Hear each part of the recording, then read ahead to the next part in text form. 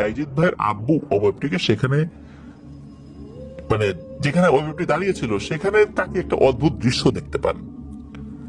উনি দেখেন যে সেখানে ওই রকম বোরখা পরিহিত মহিলার মতো কোনো অবয়বই নেই, কিন্তু একটি বেশ বড় আকার আগুনের গোলা হাওয়ায় ভাসছে।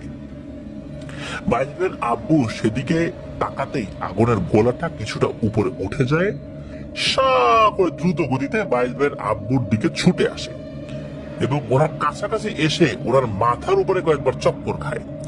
আগুনের সংস্পর্শে আসলে মানুষ এরকম তাপ অনুভব করে, বাইজিদ ভাইয়ের আব্বু কিন্তু ঠিক সেরকমটাই অনুভব করেছিলেন। উনি ভয় পাচ্ছিলেন যে আগুনের গোলাটা ওনার উপর আক্রমণ করে কিনা, কিন্তু বাইজিদ ভাইয়ের আব্বু লক্ষ্য করেন যে ওনার মাথার উপরে আগুনের গোলাটা কয়েকবার চক্কর দেওয়ার পর দ্রুত গতিতে উড়ে গিয়ে দূরে হাফেজ সাহেবের বাগানের দিকে গিয়ে মিলিয়ে যায়, যে বাগানটার নামই ছিল হাফেজ। তো এদিকে ততক্ষণে ইনসার মিয়নের কাছে চলে এসেছেন। বাইজিদ ভাইয়ের আব্বু এই ঘটনায় খুবই ভয় পেয়েছিলেন। এরপর ইনসার মিয়া ওনাকে আশ্বস্ত করে বাড়িতে এগিয়ে দিয়ে আসেন। এর কিছুদিন পর বাইজিদ ভাইয়ের আব্বু আবার একদিন রাতের বেলা কোন একটা কাজ সেরে ফিরছেন ওই পথ দিয়ে, ওই একই পথ দিয়ে আর কি। তো সেদিন আবার খুব বেশি রাত ছিল না, তাও রাত প্রায় 9টা-10টা হবে।